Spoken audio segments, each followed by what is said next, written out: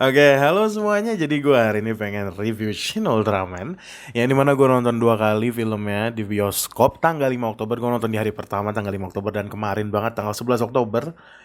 Seperti yang kita tahu, film ini seperti yang gue tahu sendiri sebenarnya. Film ini sangat-sangat udah ditunggu sama gue dari setahun lalu. Gue bikin teasernya subuh-subuh, gue bikin teasernya itu. Masih ada kalau teman-teman mau lihat ya. Ekspresi pertama kali gue ngeliat Shin Ultraman ini kayak gimana. Oke, mungkin di sini gue bakal review. Mungkin bukan review, jatuhnya gue pengen ngobrol aja sih. Bagaimana tanggapan gue tentang film Shin Ultraman ini yang udah di direct sama Shinji Higuchi bareng sama Hideaki Anno yang udah bikin Shin Godzilla juga gitu. Gue oke, langsung aja kali ya. Gue ngerasa gitu, gue sebagai, mungkin teman-teman tahu di sini gue adalah fans Ultraman gitu kan. Orang-orang banyak yang anggap kayak Ultraman tuh cuma nostalgia. No. Ultraman tuh masih ada sampai sekarang gitu, bukan bukan perkara masa lalu aja, nggak gitu. Ultraman adalah sebuah nostalgia. No, Ultraman adalah hari ini, dari dulu sampai hari ini gitu. Menurut gue Shin Ultraman ini mungkin secara keseluruhan dulu kali ya, film Shin Ultraman ini adalah sebuah love letter yang dibikin sama Hideaki Anno bareng sama Shinji Higuchi untuk para fans Ultraman dari Showa sebenarnya, tapi juga tetap bisa dinikmatin sama fans-fans baru Ultraman, tapi juga tetap bisa dinikmatin sama orang yang nggak paham sama Ultraman itu sendiri. Menurut gue gitu sih. Entah dinikmatinya itu dalam hal yang eh, negatif atau positif gitu. Karena ada aja pasti orang, nggak usah jauh-jauh, temen gue ada yang bingung sama ini film apa gitu. Jadi tiba-tiba sebelumnya dia nanya ke gue, "Gas, menurut lu Shin Ultraman bagus apa enggak?" Kalau ada orang yang nanya itu ke gue rasa lu salah nanya deh. Karena gue udah jelasin di awal, gue adalah fans Ultraman segala macem. Jadi setelah dia nonton, dia langsung ngomong ke gue, "Gas, gue udah nonton." Dan first impression dia ke gue adalah, "Ini film apaan sih?" Kayak dia ngerasa dalam film ini terlalu banyak cerita. Yang menurut gue itu adalah normal. Karena dari series Ultraman itu sendiri, yang kita ngomongin series 1966, Shodai Ultraman Shin Hayata, setiap episode tuh beda-beda ceritanya. Habis itu gue langsung kasih tahu aja ke dia, "Lo kalau nonton Shin Ultraman, sama aja lo nonton series original Ultraman 1966, 5 episode plus satu series." 5 episode apa 6 episode ya? Pokoknya antara segitu plus satu series. Satu the whole series Ultra Q. Jadi gue rasa first impression lu kaget nonton Shin Ultraman, terutama kalau lu nonton Shin Ultraman melihat ceritanya, itu sangatlah normal menurut gue justru. Jadi first impression lu nggak salah gitu. Kalau lu expect masuk bioskop nonton Shin Ultraman, dan nggak usah jauh-jauh deh, misalnya referensi lu Shin Godzilla,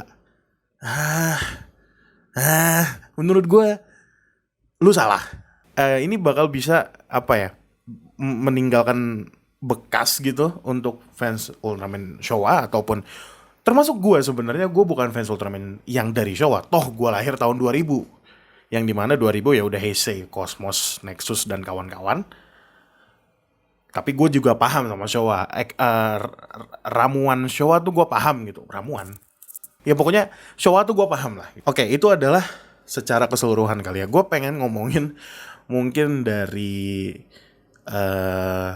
beberapa aspek kali ya. Dan ini brace yourself, ini bakal spoiler dan bakal berantakan banget karena gue pengen ngoceh depan kamera aja intinya tentang Shin Ultraman. Mungkin yang pengen gue bahas pertama adalah dari, wah banyak sih. Terlalu banyak hal yang bisa gue bahas. Jadi mungkin kalau ada yang kurang, teman-teman boleh komen di bawah, kita ngobrol seperti biasa gitu. Ini dulu deh yang sangat-sangat menonjol di gue somehow tuh dari sinematografinya, coy. Inilah kenapa gue pengen banget merekomendasikan film ini ke teman-teman gue yang ya teman-teman alumnus kampus gue. Maksudnya kayak yang kan, maksudnya teman-teman kampus gue tuh sekarang udah banyak banget yang bikin film sendiri gitu. Gue pengen banget lu nonton film ini as a filmmaker gitu. Gue pengen tahu pendapat kalian tentang film ini. Nah, kenapa gue pengen ngomongin sinematografi? Karena Gua nggak sinematografi di film ini adalah salah satu hal yang bikin gue mengumpat terus menerus selama selama film gitu, karena gue mikir aja Segi Higuchi sama Hideki Anno kok kepikiran aja bikin kayak begini gitu. Ya menurut gue dari dari penglihatan gue ini banyak banget angle-angle yang sempit gitu, yang dibikin mereka sempit, yang katanya sebenarnya angle-angle ini tuh sering banget dipakai, atau bahkan belum sempat dipakai di original seriesnya, mungkin karena keterbatasan budget kali ya. Dan apa ya, gua ngerasa banyak banget angle sempit, kayak mulai dari headroom gitu, atau looking room, apa sih sebutannya, gua anak film tapi nggak tahu, pokoknya inilah, misalnya ini ke depan nih, ya itulah misalnya, jadinya gua ngerasa kayak begini gitu loh. Apa gua ngomong apa sih, intinya itulah. eh itu banyak banget yang sempit gitu. Dan nggak tahu ya, mungkin mereka naruh itu karena bikin efek-efek nggak nyaman kali ya, karena ini berhubungan juga sama apa ya, CGI kali ya. Oke. Itu adalah sinematografi. Ini bisa langsung lanjut ke CGI nih. Kenapa? Ngomongin hal yang nggak nyaman juga adalah CGI di sini. Mereka sangat-sangat idealis sih jatuhnya. Kalau kalian lihat film-film zaman sekarang, kayak nggak usah jauh-jauh Marvel, DC, itu kan mereka CGI atau visual effect atau special effectnya, mereka bener-bener apa namanya, menggapai realistis itu yang sekarang malah jadi seperti kartunis ya. Itulah kenapa gue udah gak ngikutin MCU. Sekarang tuh maksudnya Marvel, DC, Hollywood, mereka sangat-sangat menggapai realistis itu. Sedangkan di Shin Ultraman ini justru mereka nggak mau serealistis itu. Lu kalau lihat CGI-nya not the best lah. Jujur, salah satu hal yang kurang dari film ini adalah CGI-nya. Not the best menurut gue. Tapi gue rasa itu emang adalah, I don't know, director's treatmentnya Shinji Higuchi, yang mereka nggak mau serealistis itu. Justru dengan adanya seorang Ultraman di bumi, yaitu dia adalah seorang alien, toh bahkan kaijunya dibuat kayak gitu, penonton jadi ngerasa lebih aneh, ngerasa lebih nggak nyaman. Coba lu bayangin misalnya, ini kan di sini ada jendela ya, terus gue ngeliat keluar tiba-tiba ada alien segede gaban. Apakah lu bakal ngerasa kayak, wanjir keren banget? Wah, mungkin ada yang begitu sih. Tapi mungkin maksudnya beberapa orang tuh pasti dia kayak, apaan nih gitu loh. Atau gue ngelihat ke sini ada monster segede gaban, misalnya Deneronga gitu kan. Itu yang pengen dicapai sama director. Itu yang gue bilang tadi, director treatmentnya mereka seperti itu gitu, which is mereka sangat apa, kalau misalnya director treatment mereka seperti itu justru tersampaikan dengan baik di film ini gitu. Mereka pakai kekurangan untuk sesuatu yang spesifik tapi berhasil gitu. Jadi mereka emang nggak mau all out itu untuk menggapai realistisnya. Kalau kalian lihat CGI-nya tuh emang seaneh itu sih. Kan gue udah bilang di teaser gue bilang di reaction teaser gue ngomong ini bakal jadi kayak semacam Evangelion, yang mungkin mereka emang masih mau dapat efek animenya kali ya, jadi emang nggak mau serealistis itu juga dapat gitu loh. Jadi menurut gue itu adalah review gue tentang CGI-nya gitu. Jadi gue ngerasa, jadi di Shin Ultraman ini ada dua kaiju, yaitu Neronga, Gabora. Setelah itu ada 2 Seijin, Mevila sama Zarab. Setelah itu ada Zeton juga sebenarnya. Tapi Zeton di sini bukan jadi kaiju maupun Seijin, lebih ke senjata perang gitu. Oke, itu ntar kita bahas ya. Tapi gue ngerasa di film ini makin kerasa gitu perbedaan antara tujuan Seijin sama kaiju yang ada di universe Ultraman ini gitu. Sebenarnya sudah dijelasin sih dari dulu bahwa udah jelas lah kaiju sama Seijin tuh beda gitu tujuannya. Kaiju menurut gua dari dulu tuh cuma emang pengen hidup di bumi gitu dengan damai. Kebetulan ada Ultraman gitu yang lu sebenarnya kalau nonton series Ultraman tuh pembunuhan massal sebenarnya. Jadi gitu. Kaiju tuh cuma pengen hidup di bumi, dan Seijin memang pengen mengalahkan bumi gitu. Di Shin Ultraman ini, Mephilas dan Zarab nganggep manusia nggak guna, pengen dikuasain aja sama mereka. Which is gue setuju banget, manusia di Shin Ultraman ini sangat-sangat mudah dikelabui gitu. Ya masuk akal nggak sih? Maksudnya kalau misalnya dapat tawaran gitu nih, ada tawaran nih dari well, mungkin itu ada bahasan juga tentang kenapa yang ada ginian tuh di Jepang doang. Tuh gue pengen bahas juga ntar. Maksudnya kayak mereka tuh ditawarin kayak ayo kerja sama gitu. Terus bahkan ada satu momen di mana Nisei Ultraman alias fake Ultraman di sini ada juga.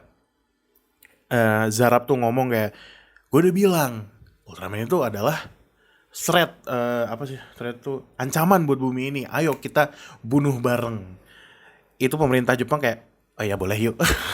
Walaupun ada satu orang kayak, gue nggak yakin nih, kayak gue rasa bunuh Ultraman terlalu gegabah, kita terlalu cepet. Itu maksud gue, tujuannya tuh beda. Sedangkan untuk kaiju yang gue bilang tadi pengen hidup doang di bumi, itu kelihatan dari behaviornya pak. Jadi kaiju muncul, Ultraman muncul, kaiju nih nggak apa ya, dia cuma pengen hidup aja, dia nggak mau diganggu gitu loh. Sedangkan Ultraman di sini ngeganggu. Akhirnya mau nggak mau dia harus ngelawan Ultraman dong, ya kan? Jadi ada satu scene di mana Gabora itu kan yang ngedrill, ngebor itu kan. Dia cuma pengen lewat. Sedangkan di depannya ada Ultraman gitu. Mau nggak mau kan Ultraman ya seheroiknya gitu kan, maksudnya menghalangi Gabora. Akhirnya mau nggak mau Gabora ngelawan dong. Dia tuh cuma pengen lewat gitu. Pokoknya ada satu scene yang itu kalian harus, kalau emang nggak tahu nonton lagi ya. Kayaknya udah banyak juga di YouTube deh footage-nya.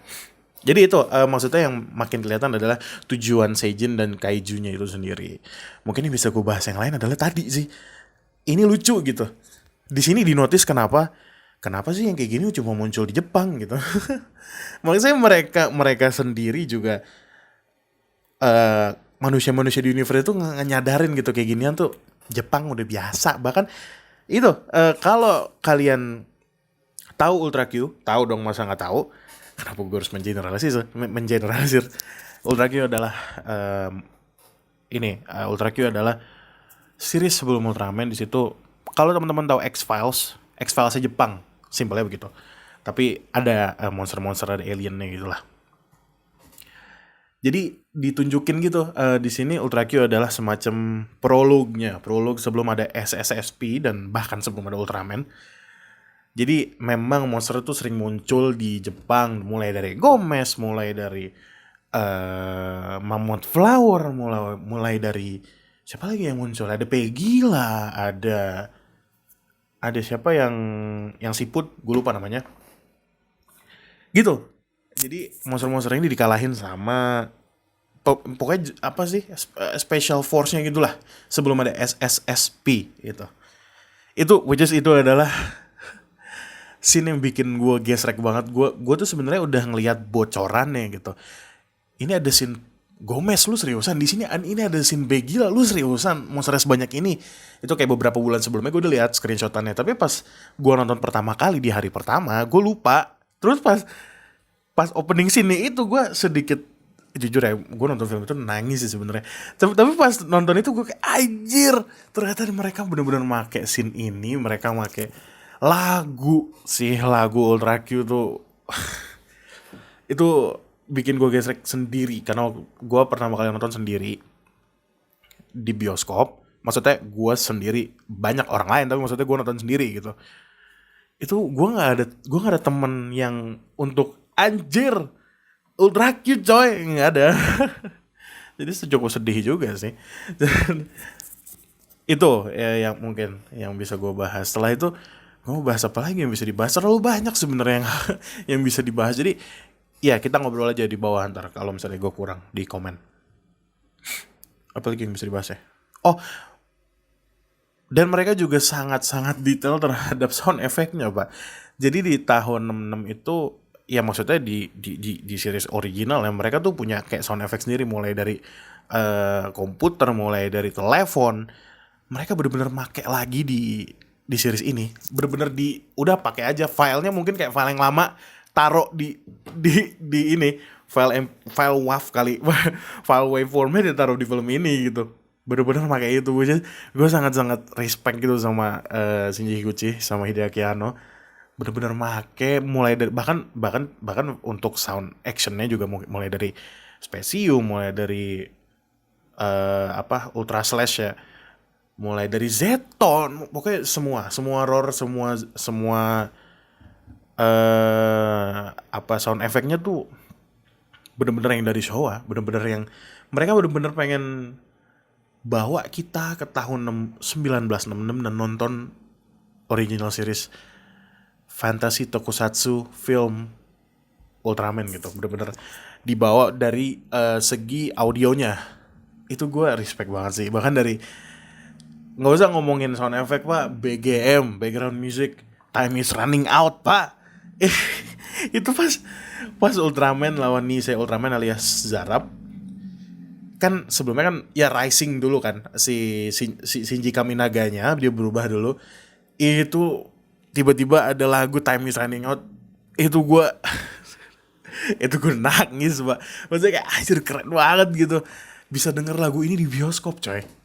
Gue makanya gue sebenarnya baru berani review ini pas nonton kedua kalinya. Gue ngerasa gue nonton pertama kali tuh kayak otak gue tuh masih mau memproses gitu. Anjir, gue fans Ultraman dari dulu. Di tahun 2022 ini yang dimana gue udah jadi om, gue tuh udah fans dari TK lah jatuhnya. Gue udah jadi om nih, literally gue udah punya ponakan. Gue baru bisa nonton Ultraman di bioskop coy. Lu butuh waktu berapa belas tahun baru bisa nonton Ultraman di bioskop gitu. Layar gede, audionya Dolby gitu. Dolby gak sih? Layar gede, audionya mantep banget gitu. Gue ngerasa gila coy. Dari situ sih sebenarnya. Dan sebenarnya kalau lu nanya, gas yang kurang apa sih? Agak sulit kalau lu nanya ke gue, karena jatuhnya gue bias banget nih. Gue suka banget sama ini film. Bahkan gue berani bilang nih film bagus banget secara film ya. Secara film. Ini kenapa rambut gue berantakan banget sih? Secara film ya, maksudnya bukan secara Ultraman gitu. Gue berani bilang film ini bagus banget. Mungkin kebantu sama angle-nya kali ya. Kalau teman-teman film yang aku film banget nonton film ini, gue pengen tahu banget opini kalian tentang film ini gitu. As a film aja, nggak usah as a Ultraman. Karena kalau kita ngomongin as a Ultraman, ini apa ya? Kayak impian, menurut kalau gue sih, impian fans lama Ultraman gitu, kembali ke akar.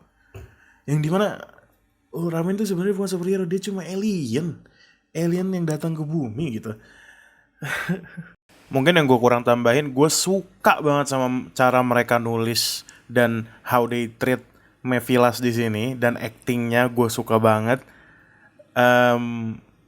Apa ya? Terus selain itu juga scoringnya pak, scoring pas karakter Mephilas ini muncul, setiap kali adegan Mephilas muncul tuh, gue ngerasa lagunya nih apa ya?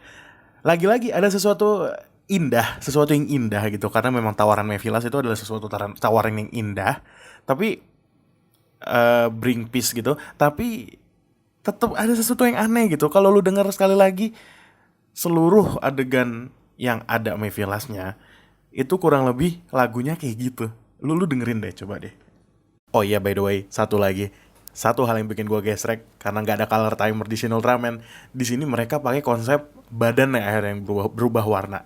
Yang di sini yang bikin gue gesrek adalah badannya jadi warna hijau pak. Gua dari dulu selalu nunggu ada Ultraman warna hijau.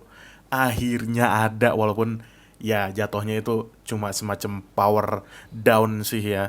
Tapi gua pas ngelihat dia berubah jadi hijau dan ngomong oh jadi hijau, wah anjir, gua kayak wah ini Suboraya dengerin gua apa gimana ini. Dan pertama kali di scene awal itu yang Neronga itu kan Ultraman, gue sama sekali nggak expect ternyata bakal secepat itu. Gue kira tuh Ultraman bakal datang di pertengahan film, ternyata enggak. Itu di X1 Ultraman langsung datang yang pakai ya beta bola-bola merah itu.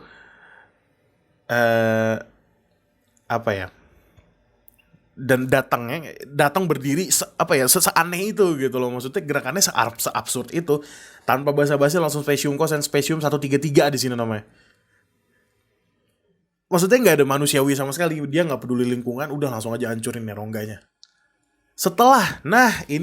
Yang menarik menurut gue dari film ini adalah Shinji Kaminaga di sini bersatu sama Shin Ultraman, alias ya Ultraman, gue ngomong Ultraman. Ini yang unik sih di film Shin Ultraman menurut gue, karena Shinji Higuchi dan Hideaki Anno tidak naro scene di mana Ultraman ngobrol sama Shinji Kaminaga. Enggak. Mereka nggak nunjukin hal itu. Jadi pas scene transformasi pertama kalinya adalah pas Gabora, Shinji Kaminaga ke dalam hutan, dia udah ngeluarin beta kapsul. Gue pas pertama kali nonton itu kaget. Out of nowhere, kok tiba-tiba Shinji Kaminaga jadi Ultraman? Tanpa ada penjelasan dari mana dia tiba-tiba jadi Ultraman. Pas gue nonton kedua kali gue baru sadar. Jadi gini, scene Neronga itu scene Neronga. Iya bener, scene Neronga itu kan Shinji Kaminaganya lagi nyelamatin bocah dalam hutan itu. Mati. Basically dia mati di situ. Abis itu udah kan. Lanjut ke scene selanjutnya. Scene selanjutnya pas ada Shinji Kaminaga, gue mulai paham di situ. Oke. Ini bukan Shinji Kaminaga di sini, ini Ultraman yang pakai badan Shinji Kaminaga alias human form, yang dimana itu adalah sebenarnya konsep Ultra Seven, Pak, dan Moroboshi dan Ultraman Jack sih yang dideliver dari Shinji Higuchi dan Hideaki Anno. Di sini tuh bukan percakapan antara Shinji Kaminaga bareng Ultraman, tapi justru dari perilaku yang udah berubahnya, Pak. Jadi kalau misalnya kalian notice perilaku Shinji Kaminaga di awal banget film sama di setelah itu berbeda. Dari cara dia ngomong, dari omongan yang dia lontarkan gitu ke teman-temannya, itu beda banget gitu. Bahkan ada satu conversation di mana dia literally nanya kayak ke teammates-nya, kita nih apa sih sebenarnya? Maksudnya kita nih apa sebenarnya tuh kayak misalnya gue nanya ke A, sebenarnya gue sama lu tuh hubungannya apa sih? Maksudnya kayak gue ngomong ke lu tuh sebagai manusiawinya apa? Kayak bener-bener mempelajari manusia gitu loh. Itu pas gue nonton kedua kali gue baru nyadar gitu. Dia sebenarnya mempertanyakan hal itu, kayak kita tuh maksudnya saling berhubungan apa gimana sih sebagai manusia loh ya, sebagai manusia gitu. Sama teammate saya gak nyadar gitu dengan pertanyaan seaneh itu. Dan ada satu behavior lagi yang menurut gue menarik dari perubahan Shinji Kaminaga ini. Dia selalu baca buku. Jadi pas itu selanjutnya itu udah banyak banget buku di meja kerja dia. Dia tuh baca. Kan kalau orang baca ya kan misalnya page halaman ke-25 gitu kan. Baca lama gitu. Beberapa menit baru lanjut balik. Ini enggak. Ini baca set kayak lu enggak. Gue ngerasa kayak Ultraman tuh se-intelligent itu, apa sih, sepinter itu. Jadi kayak baca satu halaman nge-scan set ini balik, nge-set set balik lagi. Lu kalau itu ada scene dia baca buku beberapa di kantornya dan di perpustakaannya ada gitu. Lu kalau lupa lu nonton lagi. Jadi mereka benar-benar, mungkin gue ngerasa Ano mikir gini kali ya. Ini kalau misalnya kita ngasih tahu mereka bersatu dan ngomong lagi, ini kayak bakal bosen deh. Maksudnya fans Ultraman kayak gue pengen ngasih hal yang beda dengan cara merubah behaviornya manusia ini gitu loh. Jadi di scene Ultraman ini mereka pakai konsep human form, bukan human host. Terus yang bikin gue tertarik juga di sini planet cahaya disebut yang gue kira bakal nggak disebut, ternyata bener-bener berarti ya Shin Ultraman ini punya banyak gitu. Maksudnya di universe ini ada Ultraman lain ya, bahkan ada Zofi juga kan yang kita lihat. ngomongin Zofi, gue jadi inget, tau gak sih sebenarnya Zofi itu sebenarnya sekampret itu di film ini. Zeton tuh dari dia. Lu bayangin Zofi tuh pengen ngancurin, katanya bukan dengan tujuan ngancurin bumi, itu terlalu kuat, kata bisa. Zeton itu kan sebenarnya adalah di film ini senjata perang pak, jatuhnya senjata perang. Tapi emang serem banget sih, maksudnya sound roarnya Zeton tuh udah seserem itu gitu. Sekarang Zetonnya segede gaban bangke, pas gue liat buset itu. Ini kalau misalnya ini Zeton nih, ini Ultraman segini doang, segini doang nih, segini. Terus katanya ini buat ngancurin bumi, mau nggak mau gitu. Dan terus pas dikasih tahu sebenarnya itu bukan ngancurin bumi doang, satu universe apa yang hancur ya. Kalau misalnya Zeton benar-benar nembakin fireballnya itu, ya akhirnya berhasil dengan apa sih? Pokoknya ada rumus beta kapsul atau apa gitu. Rumus spesium atau apa gitu. Nilai dari gua Bagas Kusumo Hadi yang memang fanboy Ultraman banget, gue berani bilang ini 8,7. 8,7 dari segi, enggak masalahnya gini, kalau kita menyampingkan sisi fanboynya, secara film menurut gue ini oke banget sih, walaupun memang secara cerita, secara runtutan cerita terlihat seperti apa ya, terlihat seperti lompat-lompat gitu, karena memang toh ini tuh ngambil dari 5 episode, satu series, 5 atau 6 sih, dan satu series lain gitu, mereka gabungin dibentuk jadi satu film yang berkesinambungan gitu, ceritanya dari per episode itu, tapi nyambung-nyambung aja gitu menurut gua. Jadi ya gue berani bilang 8,7. Mungkin teman-teman ada yang lebih rendah atau lebih tinggi, kita ngobrol kali ya di bawah di komen. Gue tuh selalu ngerasa Ultraman tuh beda dari tokusatsu lainnya sih. Emang selain beda production house, ya apa ya, fantasinya tuh dapat banget gitu. Kita ngomongin fantasi ya, fantasi tuh nggak selalu harus realistis, bahkan nggak harus realistis gitu.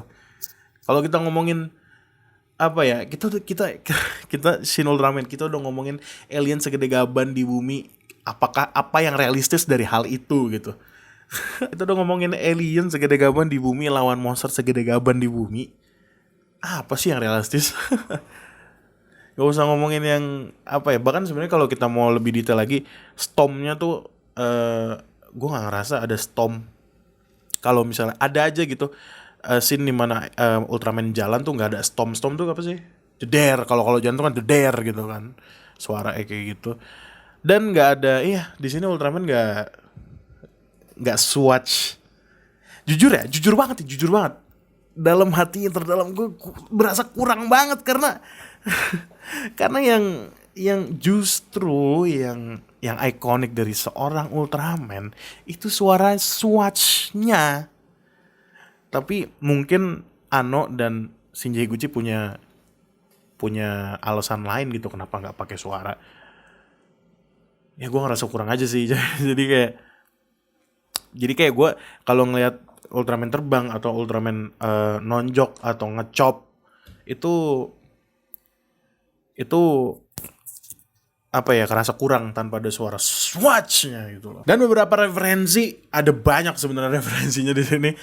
Kayak dari koreografi itu ada referensi sendiri, yang pas lawan Nisei Ultraman yang dia ngecop abis itu kesakitan sendiri, abis ngespesium, abis itu apa namanya, Nisei Ultraman alias zarapnya jatuh ke gedung, abis itu berubah jadi zarap lagi. Atau yang si Gabora ditonjoknya keduk gitu loh, keder gitu. Gue demen banget.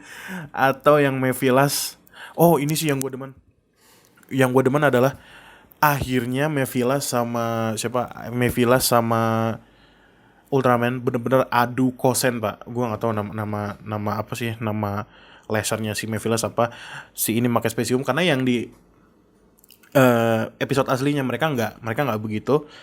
Mereka cuma gaya, abis itu ngomong, ini udah nggak ada gunanya lagi nih gue Mephilas gitu kan, ngomong ini nggak ada gunanya lagi lah gue kalau begini caranya menguasai bumi gitu. Akhirnya dia kabur, which is persis kayak gitu. Abis itu ada yang ngomong, kok mereka cuma, ya krunya tuh kaptennya ngomong, ada yang ngomong kok mereka diem gitu, mungkin mereka lagi ngobrol. Terus kaptennya ngomong kayak, ya ngobrol tuh pokoknya hal yang terbaik lah gitu. untuk jalan tengahnya gitu. Which is di episode aslinya juga kayak gitu, ngomong kayak gitu.